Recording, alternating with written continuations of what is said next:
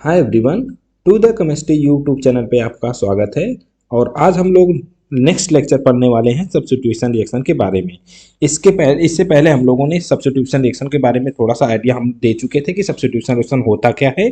उसके बाद हम नेक्स्ट लेक्चर में पढ़े थे कि हमारे पास जो लिविंग ग्रुप होते हैं, जो सब्स्टिट्यूशन रिएक्शन कराते वक्त लिविंग ग्रुप जो निकल जाते हैं, वो लिविंग ग्रुप क्या होते हैं, उनका ऑर्डर क्या होता है, कैसे पहचानेंगे कौन सा लिविंग ग्रुप अच्छा होता है, कौन सा नहीं अच्छा होता है, ये भी पढ़ चुके थे। नेक्स्ट लेक्चर में हम लोगों ने देखा था कि न्यूक्लियोफाइल क्या होते हैं, न्यूक्लियोफाइल की पावर जो होती है, स्ट्रेंथ क्या होती है, इसके बारे में हम अच्छे से आपको बता चुके थे कि कौन सा न्यूक्लियोफाइल कितना अच्छा होता है। ये भी हम लोग डिस्कस कर चुके थे। तो न्यूक्लियोफाइल लिविंग ग्रुप आपको समझ आ चुके थे, और इस सब्स्टिट्यूशन रिएक्शन कैसे कराए जाते हैं ये भी हम पिछले लेक्चर में बता चुके हैं। अगर आप वो वीडियो नहीं देखे हैं तो प्लीज जाइए प्लेलिस्ट में चेक करिए, आपको दोनों लेक्चर मिल जाएंगे और वहां से आपको उसको पढ़ लीजिएगा, अच्छे से नोट्स भी बना लीजिएगा। उसके बाद हम आज कंटिन्यू करने वाले हैं यस एंड वन रिएक्शन के बारे में, और यस एंड वन रिएक्शन के बाद हम यस एंड टू पढ़ेंगे और उसके बाद फैक्टर्स के बारे में डिस्कस करने वाले हैं। और लेक्चर बहुत ही खूबसूरत होने वाला है, तो प्लीज थोड़ा सा ध्यान लगाइए, नोट करिएगा, अच्छे से इसको देख लीजिएगा। लेक्चर को एग्जाम के पॉइंट ऑफ व्यू से बहुत ही मोस्ट इंपॉर्टेंट है, हम पहले से लिख के आए हैं ताकि आपको कम चीज में ज्यादा से ज्यादा अच्छा कंटेंट दे सके, इस वजह से थोड़ा सा ध्यान से देना। ठीक है, हम स्टार्ट करते हैं। तो देखो, जो सब्स्टिट्यूशन रिएक्शन सबसे ज्यादा पढ़ा जाता है वो पढ़ा जाता है हेलो एल्केन में। हेलो एल्केन क्या होता है? हेलो मतलब कोई हेलोजेंस रहेगा और ये कोई भी एल्केन ग्रुप एल्केन रहते हैं। ठीक है सॉरी। और वो कैसे होंगे? 8sp3 कार्बन एटम के बारे में डिस्कस करेंगे। जैसे मान लीजिए हमारे पास ये कार्बन है, इसका हाइब्रिडेशन क्या होगा और हाइब्रिडेशन कैसे पहचानते हैं? Sigma bond plus lone pair static number देखते हैं। देखो सिग्मा बॉन्ड कितना होगा, जितने भी पहला बॉन्ड बनता है ना यार, तो सिग्मा बॉन्ड बनता है। तो एक सिग्मा बॉन्ड, दो सिग्मा बॉन्ड, तीन सिग्मा बॉन्ड, चार सिग्मा बॉन्ड। तो चार सिग्मा बॉन्ड के लिए केस में हाइब्रिडाइजेशन जो आता है ना, वो आता है sp3। और हाइब्रिडेशन पता चल गया, इसका sp3 है और ये क्या है? कार्बन है। तो sp3 कार्बन एटम के बारे में डिस्कस करेंगे। ये भी कार्बन sp3 है, ये भी कार्बन sp3 है, ये भी कार्बन है। इसका हाइब्रिडेशन क्या आएगा? इसका हाइब्रिडेशन आएगा sp2। ठीक है, ये भी अच्छा, खूब बहुत अच्छा सब्स्टिट्यूशन रिएक्शन दिखाता है। और ये sp3 है, ये भी हमारे पास एलाइलिक कार्बन बनेगा। ठीक है, अब देखना, समझते हैं सब्स्टिट्यूशन रिएक्शन होते क्या है। हम आज डिस्कस करें। देखो हमारे पास कोई न्यूक्लियोफाइल होगा यार, न्यूक्लियोफाइल जिसके पास, देखो यहाँ पे ध्यान से देखो, बारीकी वाली लाइन लिखी हुई है। ऐसे स्पेसीज या कोई भी मॉलिक्यूल्स या कंपाउंड जिसके पास नेगेटिव, जिसके ऊपर नेगेटिव चार्ज होता है और साथ या तो उसके पास लोन पेयर हो जाए। जैसे मान लो अमोनिया है, देखो ध्यान से इसको, इसके पास क्या है? नेगेटिव चार्ज नहीं है, लेकिन इसके पास क्या है? Lone pair. तो ये कैसा है? न्यूक्लियोफाइल है। जैसे वाटर देख लो, इसके पास कोई नेगेटिव चार्ज नहीं है लेकिन इसके पास लोन पेयर है ना, तो हम कह सकते हैं या तो उसके ऊपर निगेटिव चार्ज होना चाहिए या तो लोन पेयर, या तो दोनों भी हो सकता है, होने चाहिए। तो वो कैसा काम करता है? वो न्यूक्लियोफाइल की तरह काम करता है। कौन अच्छा न्यूक्लियोफाइल होगा? लेक्चर नंबर 3 में पता चल गया होगा आपको। ठीक है, अब देखो ये न्यूक्लियोफाइल क्या करेगा? इस पे जाके अटैक करेगा, इस लिविंग ग्रुप, ये लिविंग ग्रुप जो अच्छा से लीव कर जाता है ना भाई, जो छोड़ के तुमको चला जाएगा, वो लिविंग ग्रुप कहलाता है। ठीक है, वो लीव कर जा रहा है ना, लीव मतलब छोड़ जाता है, तो ये छोड़ के चला जाता है, तो इसे लिविंग ग्रुप बोलते हैं। और जितना अच्छे से स्टेबलाइज होगा, ये छोड़ के चला जाने के बाद, लीव करने के बाद जितना अच्छे से स्टेबलाइज होगा वो उतना अच्छा लिविंग ग्रुप कहलाता है। तो ये न्यूक्लियोफाइल है, और न्यूक्लियोफाइल क्या करेगा? इस पे अटैक करेगा, इसको बाहर करेगा, और इसके साथ देखो, इसको बाहर कर दिया, अपने बॉन्ड बना लिया। तो दुनिया में सब्स्टिट्यूशन रिएक्शन तुम भी करा सकते हो। ठीक है, समझ गए? अब देखो आगे, ये हमारे पास न्यूक्लियोफाइल है। क्या क्या न्यूक्लियोफाइल हो सकता है? संभवतः हम लोग जो पढ़ते हैं, ठीक है, जो हम लोग नीट या जेई के एग्जाम के पॉइंट ऑफ व्यू से जो डिस्कस करते हैं 11th 12th में, उसमें क्या न्यूक्लियोफाइल आ सकता है? हाइड्रोक्साइड आयन सकता है, NH2 आ सकता है, एल का ऑक्साइड आ सकता है, ठीक है, साइनाइड आ सकता है, वाटर हो सकता है, NO2 -4 NH3 हो सकता है, एसिटिक एसिड का जो फॉर्मूला होता है उसमें से H निकल गया, ये बन जाएगा, एसिटेट आयन बन सकता है। ठीक है, एसिटालाइन हो सकता है, आयन हो सकता है। तो ये कुछ न्यूक्लियोफाइल आपको दिया गया है। ठीक है, इनमें से कहीं पे कोई भी ग्रुप हम लगा सकते हैं यार। यहाँ पे हम चाहे तो इस CH3 ग्रुप को लगा देंगे, तो इस CH3 ग्रुप इस पर अटैक करेगा, इसको बाहर करेगा, खुद अपने साथ इसके साथ बॉन्ड बना लेगा। तो यहाँ पे NU की जगह पे क्या आ जाएगा? CH3। अगर यहाँ पे हम लोग OH ग्रुप को लेते तो यहाँ पे इसको ब्रोमीन के यहाँ पे OH लिखते हम। अगर मान के चलते हैं, चलो एक बार देख के दिखा देते हैं, समझ तो गए होगे। मान लो अगर हम यहाँ पे OH लिखे होंगे न्यूक्लियोफाइल, अब इसको हम लोग हटा के यहाँ पे OH लिखेंगे, तो ये इस पे अटैक करेगा, इसको बाहर करेगा, तो इसके साथ बना देगा। ये एक रिएक्शन है ये मैकेनिज्म नहीं है, ये बेसिक रिएक्शन है। ठीक है, अच्छा, समझ गए। इसमें सब सुख अब हम बताएंगे। देखो, ये सब लिविंग ग्रुप है, ये भी लिविंग ग्रुप है, ये भी लिविंग ग्रुप है, ये भी लिविंग ग्रुप है, एक लिविंग ग्रुप है। सब्स्टिट्यूशन रिएक्शन तभी होता है यार, किसी को सब्स्टिट्यूट करेगा तो उसके लिए लिविंग ग्रुप का भी तो होना जरूरी है यार, तभी रिएक्शन होते हैं। ठीक है, अब देखिए आगे।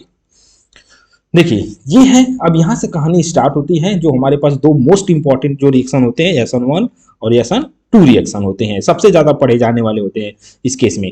और इससे डायरेक्ट सेंटेंस से क्वेश्चन आता है, पूछेगा सेंटेंस से क्वेश्चन पूछ सकता है कि SN1 रिएक्शन में इंटरमीडिएट में क्या बनता है, उसका कैसा मैकेनिज्म होता है, उस पर न्यूक्लियोफाइल का क्या रोल होता है, रेट कैसा होता है, किस पे डिपेंड कर सकता है, कौन अच्छा SN1 रिएक्शन दिखाएगा। बहुत सारी, देखिए यार, बहुत सारे क्वेश्चन पूछे गए हैं इस पर, तो इसको ध्यान से पढ़ लेना। और हम पहले से ही अच्छा कंटेंट लेकर आए हैं, आपको बेहतर कर, आपको जितना बेहतर कंटेंट दे सकते हैं उसके लिए। अब देखिए, होगा क्या, होगा ये यहाँ पे कि देखो ब्रोमीन लगा हुआ है हमारे पास, टर्सरी ब्रोमाइड है, ठीक है। इस केस में टर्सरी एल्काइल हैलाइड है, तो उस केस में क्या हो रहा है, हमारे पास ब्रोमीन है, और ब्रोमीन क्या करेगा, इलेक्ट्रॉन क्लाउड को अपनी तरफ खींच रहा है। जब ब्रोमीन इलेक्ट्रॉन क्लाउड को अपनी तरफ खींचेगा तो इस पर क्या आएगा, नेगेटिव चार्ज आएगा, और इस पर क्या आएगा, पॉजिटिव चार्ज आएगा। अब आ गया। अब यहाँ पे जब हम यूज क्या करते हैं, पोलर प्रोटिक सॉल्वेंट यूज करते हैं, और पोलर प्रोटिक सॉल्वेंट यूज करते हैं, और ये क्या करेगा, इसको ना बॉन्ड को ब्रेक कराने में मदद करेगा। ठीक है, क्योंकि यहाँ पे जब इसको बॉन्ड ब्रेक हो गए, पहले स्टेप में यही होता है, SN1 रिएक्शन का जो पहला स्टेप होता है उसमें बॉन्ड टूटते हैं। यहाँ पे लिविंग ग्रुप निकल जाता है, पहले स्टेप में ही निकल जाएगा। तो हम यहाँ पे लिख सकते हैं कि यहाँ पे जो है ना, ब्रोमीन जो होता है -Br करके बाहर चला गया है। ठीक है, अब जैसे ही बाहर चला गया है, ये बन गया कार्बोकटायन इंटरमीडिएट। क्या बन गया, कार्बोकटायन इंटरमीडिएट बन गया, इंटरमीडिएट कार्बोकटायन बन गया। अब देखो, ये OH ग्रुप क्या करेगा, इस पे अटैक किया, ठीक है। अब इसके साथ बॉन्ड बना लिया, अब ये बॉन्ड बन गया, देखो ये आ गया ना, उसको क्या किया, ब्रोमीन को यहाँ से लीव कर दिया, और OH ग्रुप यहाँ पे बन गया है। ठीक है ना, ये कार्बोकटायन इंटरमीडिएट बन गया। अब सुनो ध्यान से, थोड़ा ध्यान देना। ये हमारे पास एक रिएक्शन है, हम फिर से एक बार बता देते हैं। हमारे पास कोई भी टर्सरी एल्काइल हैलाइड होगा, हमारे पास एक लिविंग ग्रुप होगा। पहला स्टेप में क्या होता है कि न्यूक्लियोफाइल का कोई रोल नहीं होता है। पहले जब तक ये लिविंग ग्रुप छोड़ के जाएगा नहीं, लीव करेगा नहीं, कार्बोकटायन बनेगा नहीं, तब तक न्यूक्लियोफाइल का कोई रोल नहीं होता है। जब कार्बोकटायन बन जाता है, इसके बाद न्यूक्लियोफाइल का रोल होता है, और इस पर अटैक करके उसके साथ बॉन्ड बना के हमारे पास एक प्रोडक्ट दे देता है। और ये हमारे पास क्या है, ये हमारे पास प्रोडक्ट है। ठीक है, अब देखो सबसे पहला स्टेप, इसमें केस में क्या हो रहा है हमारे पास, एक मिनट, सॉरी सॉरी सॉरी, थोड़ा सा लेट। देखो, इस केस में क्या हो रहा है, जो रेट है ना, वो किन बातों पे डिपेंड कर रहा है, तो रेट डिपेंड कर रहा है हमारे पास एल्काइल हाइलाइट पे, हमारे पास ये इस पे डिपेंड करेगा। देखो, अगर मान लो, ये कोई मान लो ऐसे समझो, मान लो आपके घर में कोई फंक्शन हो रहा है, ठीक है, या पूजा पाठ जो भी हो रहा है, तो कोई एक स्पेशल गेस्ट होते हैं, जैसे मान लो हमारा जो भी पूजा कराते हैं पंडित जी होते हैं। तो जब हम सारी अरेंजमेंट करके रखते हैं, लेकिन जब तक पंडित जी आएंगे, पूजा पाठ जब तक, अब जो आएंगे नहीं, तब तक पूजा कार्यक्रम समारोह शुरू होगा ही नहीं। तो पूरा कार्यक्रम किस पर डिपेंड कर रहा है, हमारे पंडित जी पे डिपेंड कर रहा है। तो सेम यहाँ पे भी वैसा ही खेल है एकदम। ये देखो, जब तक ये भाई साहब निकल के जाएंगे नहीं, तब तक रिएक्शन हमारे पास न्यूक्लियोफाइल अटैक नहीं कर सकता। ये पहला स्टेप में ये निकल के जाएगा, अगर ये पहले स्टेप में जब निकल के जाएगा, उसके बाद ही रिएक्शन आगे होके प्रोडक्ट बनेगा। तो इसका इंतजार करता है कि ये कब ब्रोमीन निकल के जाएगा, तो हमारे पास OH ग्रुप अटैक करेगा। तो ठीक है, तो जो पहला स्टेप होता है यही रेट डिटरमाइनिंग स्टेप होता है। जो स्लो स्टेप होते हैं ना, उसे रेट डिटरमाइनिंग स्टेप बोलते हैं। तो रेट डिपेंड करता है एल्काइल हाइलाइट पे, पहला पॉइंट। ठीक है, फर्स्ट ऑर्डर रिएक्शन होता है, ठीक है। अगर यहाँ पे बस एल्काइल हाइलाइट पर डिपेंड करता है, इसके पावर क्या आ जाएगा, 1। ये हमारे पास फर्स्ट ऑर्डर रिएक्शन होता है। अच्छा, carbocation intermediate form during the reaction. इस रिएक्शन के दौरान देखो बीच में क्या बना है, कार्बोकटायन बना है। तो रिएक्शन के दौरान क्या होता है, कार्बोकटायन का फॉर्मेशन होता है। नो कंसर्टेड मैकेनिज्म, ऐसा देखो, ये पॉइंट लिखने की क्या जरूरत पड़ गई, इसकी जरूरत ये पड़ गई कि जब हम लोग पढ़ते हैं ना, SN2 पढ़ेंगे, तो उसमें जो कोई इंटरमीडिएट कुछ बनता नहीं है। वो न्यूक्लियोफाइल एक तरीके पीछे से अटैक करेगा, और लिविंग ग्रुप क्या होगा, बाहर से निकल जाता है। तो ये बनते हैं। तो अब सुनो देखो आगे नेक्स्ट। तो rate no role of concentrated nucleophile. एक बात बताओ, यहाँ पे हम लोग स्ट्रांग न्यूक्लियोफाइल लेकर आके क्या करेंगे, जब तक ये निकलेगा नहीं तब तक रिएक्शन तो होगी नहीं। तो हमको यहाँ पे ध्यान देना है कि यहाँ पे जो न्यूक्लियोफाइल का कोई ज्यादा रोल नहीं होता है कि कंसंट्रेटेड लेके आओ चाहे डाइल्यूट लेके आओ। जनरली हम क्या करते हैं, वीक न्यूक्लियोफाइल का ही यूज करते हैं। वीक न्यूक्लियोफाइल रहेगा आराम से, जब तक ये निकलेगा उसके बाद ये रिएक्शन होगी। तो हमारे पास कोई भी स्ट्रांग न्यूक्लियोफाइल लेकर आने का कोई मतलब ही नहीं निकलता है। तो याद रखना कि फर्स्ट ऑर्डर रिएक्शन में, सॉरी SN1 रिएक्शन में, ठीक है, फर्स्ट ऑर्डर रिएक्शन में न्यूक्लियोफाइल का कोई रोल नहीं होता है, ज्यादा रोल नहीं होता है, ठीक है। No role of concentrated nucleophile. और ये 2 स्टेप मैकेनिज्म, देखो पहले स्टेप में लिविंग ग्रुप निकला, सेकेंड स्टेप में ये अटैक किया, तो ये टोटल कितने स्टेप हो गए, 2 स्टेप हो गए। ये वो ले सकते हैं हम लोग स्टेप 1, ठीक है। और ये क्या हो जाएगा हमारे पास, स्टेप 2, ठीक है। अब देखो 50% रिटेंशन ऑफ कॉन्फ़िगरेशन और 50% इन्वर्जन ऑफ कॉन्फ़िगरेशन, ये जो बना हुआ है कार्बोकैटायन, इस केस में जो न्यूक्लियोफाइल है ना, ये इधर से भी अटैक कर सकता है और ये न्यूक्लियोफाइल के इधर से पीछे से भी अटैक कर सकता है, इधर से भी अटैक कर सकता है। तो इस केस में इसे हम बोलते हैं, अगर ये इधर से अटैक करेगा तो जो हमारे पास ऐसा था वैसा ही बनेगा, तो इसे रिटेंशन ऑफ कॉन्फ़िगरेशन करेंगे। पीछे से अगर अटैक कर दिया तो ये क्या बन जाएगा हमारे पास, इन्वर्जन ऑफ कॉन्फ़िगरेशन। तो 2 टाइप के हमारे पास प्रोडक्ट बन सकते हैं, retention of configuration, inversion of configuration. Overall इनको बोलते हैं हम लोग रेशमाइजेशन, ठीक है ना, दोनों बनेंगे। और इसकी जो स्टीरियोकेमिस्ट्री में बात किया जाएगा तो ये स्टीरियोकेमिस्ट्री का कैसे। अच्छा, कुछ और पॉइंट याद रखना SN1 रिएक्शन के बारे में। वो पॉइंट ये है कि जनरली जो फेवर करते हैं ना, पोलर प्रोटिक सॉल्वेंट यूज लेते हैं ताकि लिविंग ग्रुप अच्छे से निकल जाए। पोलर प्रोटिक सॉल्वेंट क्या होते हैं हम लोग पहले भी डिस्कस कर चुके हैं। पोलर प्रोटिक सॉल्वेंट ऐसे सॉल्वेंट जिसमें हाइड्रोजन बॉन्डिंग प्रेजेंट होती है, वो पोलर प्रोटिक सॉल्वेंट होते हैं। और वो हाइड्रोजन बॉन्डिंग जिसमें प्रेजेंट होगी, तो उसका जो न्यूक्लियोटिक चार्ज होता है वो कार्बोकैटायन को स्टेबलाइज करता है, इसलिए हम यूज करते हैं। और first step is the rate determining step, यहीं से न्यूक्लियोफाइल निकलेगा। तो ये पहला स्टेप जो होता है रेट डिटरमाइनिंग स्टेप होता है। Reactivity order of the alkyl highlight, ये 3 डिग्री कार्बोकैटायन। देखो ये जो कार्बोकैटायन बना है, अगर जितना ज्यादा स्टेबल होगा, ठीक है ना, वो उतना अच्छा प्रोडक्ट बनेगा। तो कार्बोकैटायन की स्टेबिलिटी पे भी डिपेंड करेगा हमारे पास उसका रेट क्या होगा, ठीक है। अच्छा, ये कैसे होता है हम थोड़ा आपको दिखाते हैं। जैसे मान लो हमारे पास कुछ प्रोडक्ट बन गए, ये कार्बन हो गया पॉजिटिव चार्ज, ये भी कार्बन, ये भी कार्बन। हम एक और कार्बन लेते हैं, इस पे भी पॉजिटिव चार्ज, यहाँ पे एक आ गया हाइड्रोजन, एक और कार्बन हो गया, और यहाँ पे भी आ गया हाइड्रोजन, और यहाँ पे भी आ गया हाइड्रोजन, ठीक है। ये भी बन गया पॉजिटिव चार्ज, और यहाँ पे बन गया एक CH3 पर पॉजिटिव चार्ज। समझने वाली बात है, ध्यान से समझिए, बहुत आसान है। देखो ये भी CH3 है, ये भी CH3 है, और ये भी CH3 है, ठीक है। और ये भी CH3 होगा, और यहाँ पे भी CH3 होगा। ये कार्बन कितने कार्बन से, 2 कार्बन से जुड़ा हुआ है, तो इसे सेकेंडरी कार्बोकैटायन बोलेंगे। ये कार्बन कितने कार्बन से जुड़ा हुआ है, सिर्फ 1 कार्बन से जुड़ा होगा, तो इसे बोलेंगे प्राइमरी कार्बोकैटायन। ये कार्बन 3 कार्बन से जुड़ा हुआ है, तो इसे बोलेंगे हम लोग टर्सरी कार्बोकैटायन। कितना आसान है।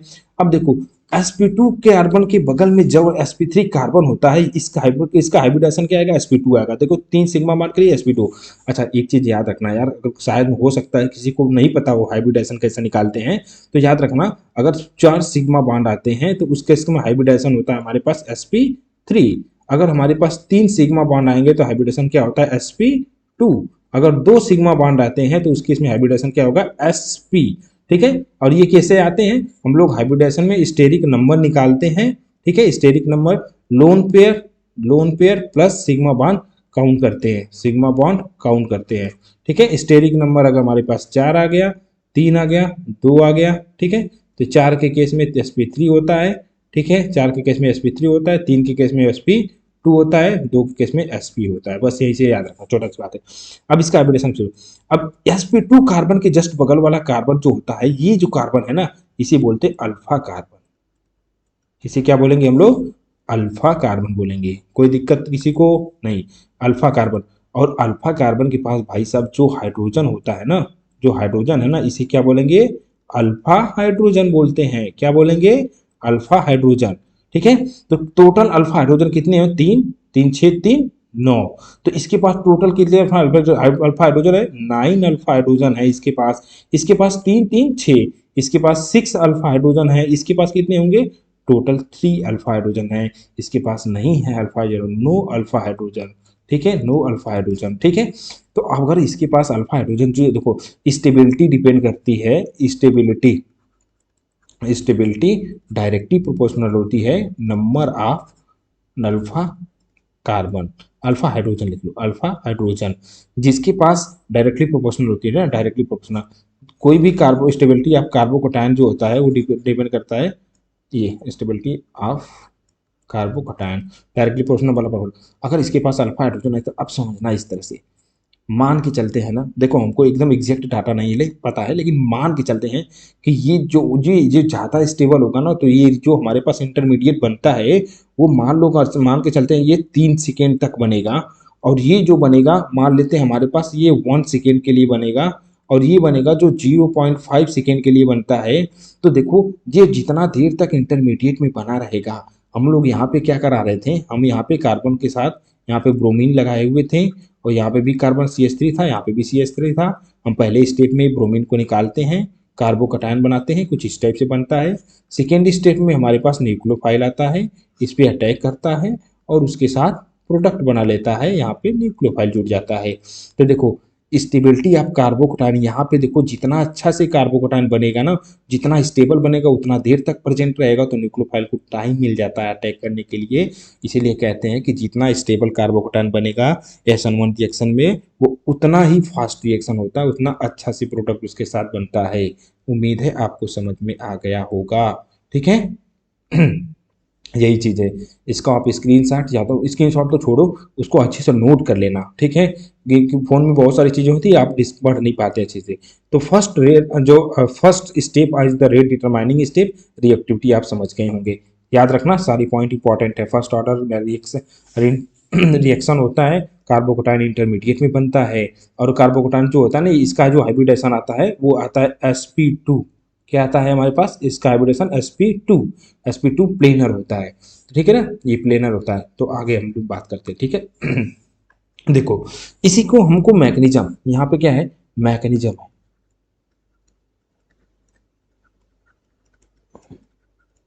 कैसे हुआ होगा। पहले स्टेप में भाई साहब ये निकलेंगे, ठीक है, निकलेंगे तो यहाँ पे बनेगा कार्बोकटायन बन गया। अब यहाँ पे क्या है, न्यूक्लियोफाइल है, न्यूक्लियोफाइल के पास दोनों असर है, ये जो है ना ये प्लेनर है, ये क्या है, प्लेनर। आप इसको बुक पे ड्रा कर लेना, ऐसे बना लो ना, ये प्लेनर कार्बोकटायन।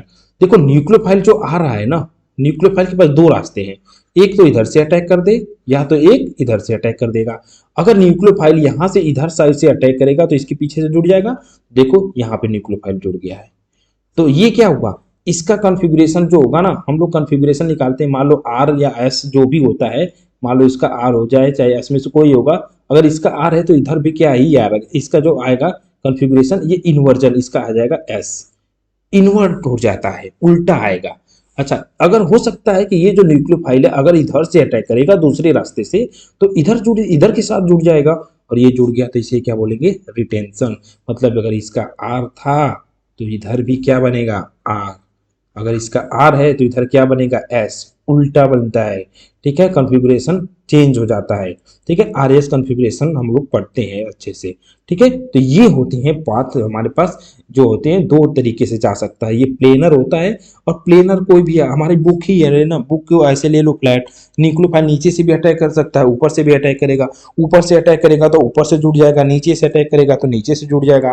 तो दो पॉसिबिलिटी होती है हमेशा, तो दो पॉसिबिलिटी होती है। और देखो एक चीज बता ही देते हैं यार, अगर जनरली अगर इसमें भी बोलेंगे ना कौन ज्यादा अच्छा मेजर प्रोडक्ट बनेगा, तो देखो इस केस में जो इन्वर्जन प्रोडक्ट होता है ना, ये मान लेते हैं 53% बनता है, और ये बनेगा हमारे पास 47% बनता है। इसका रीजन है कि न्यूक्लियोफाइल को अच्छा रहेगा कि क्योंकि यही से लिविंग ग्रुप ब्रोमीन निकला होगा, और जो भी हाइड्रोजन्स होंगे या लिविंग ग्रुप होंगे इधर ही से निकल के जाएंगे, इधर ही रहेंगे। तो इधर से जनरली प्रेफर नहीं करता है कि इधर से अटैक करे, जनरली प्रेफर करेगा इसके पीछे से अटैक करता है।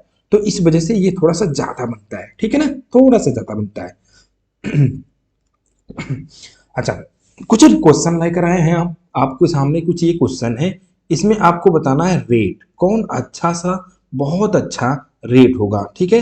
Rate of SN1 reaction, rate of SN1 reaction, कौन अच्छा रिएक्शन देगा। तो डिपेंड करता है, देखो SN1 रिएक्शन जो होता है ना, वो कार्बोकैटायन की स्टेबिलिटी पे डिपेंड करता है, कार्बोकैटायन की स्टेबिलिटी पे डिपेंड करता है, स्टेबिलिटी ऑफ कार्बोकैटायन, बिलिटी of carbocation depend on the stability of carbocation. SN1 reaction clear हो गया ना।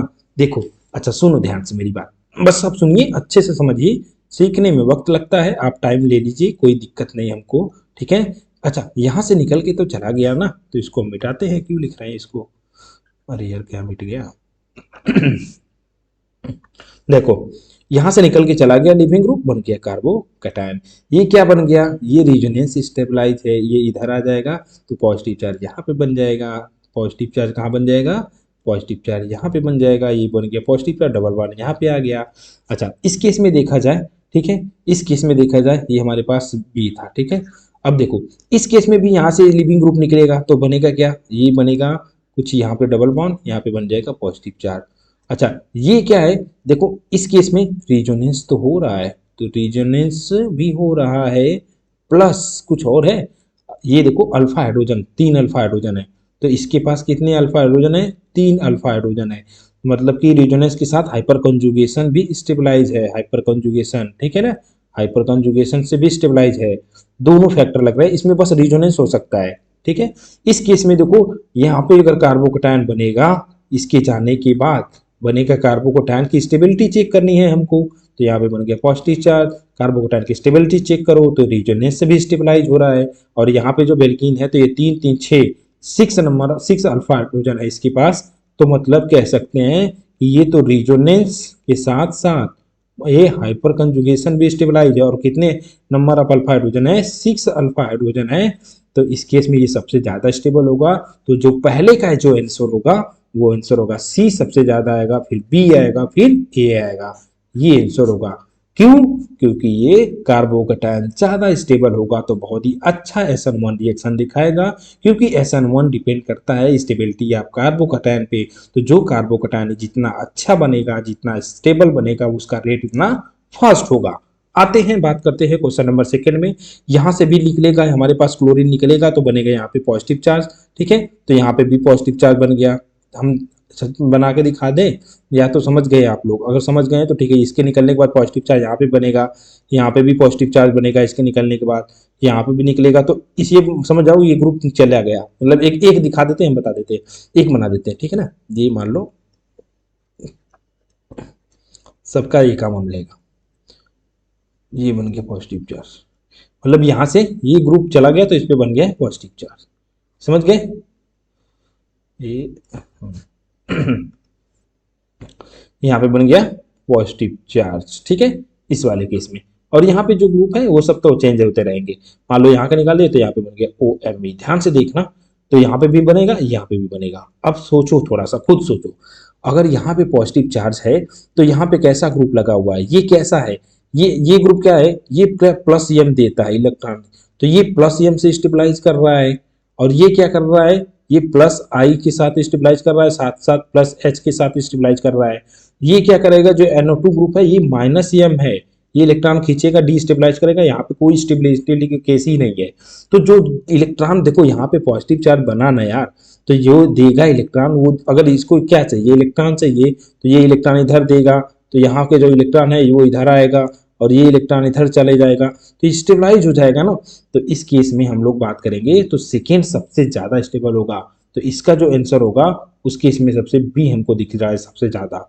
उसके बाद और कोई इलेक्ट्रॉन देने वाला है, ये भी है, प्लस आई से दे रहा है, तो ये आएगा हमारे पास ए, फिर इसके बाद देखो, और इसके बाद ये आएगा हमारे पास डी, और इसके बाद ये भाई साहब इलेक्ट्रॉन खींच रहा है, दे नहीं रहा है, खींच रहा है, तो ये डी स्टेबलाइज कर रहा है ना, अगर यहाँ पे कार्बोकैटायन बना तो इसको इलेक्ट्रॉन देता तो ज्यादा स्टेबलाइज करता है, लेकिन इससे उल्टा इलेक्ट्रॉन खींचने वाला ग्रुप लगा हुआ है, ये कैसा है, इलेक्ट्रॉन विथड्रॉइंग ग्रुप है, खींचने वाला है, तो इलेक्ट्रॉन को खींचेगा, तो इस वजह से ये सबसे लास्ट में जाएगा, तो आएगा हमारे पास सी, तो ये हमारे पास रेट होते हैं SN1 रिएक्शन के, और यहीं से क्वेश्चन आता है, रेट पूछता है और इफेक्टर्स पूछेगा।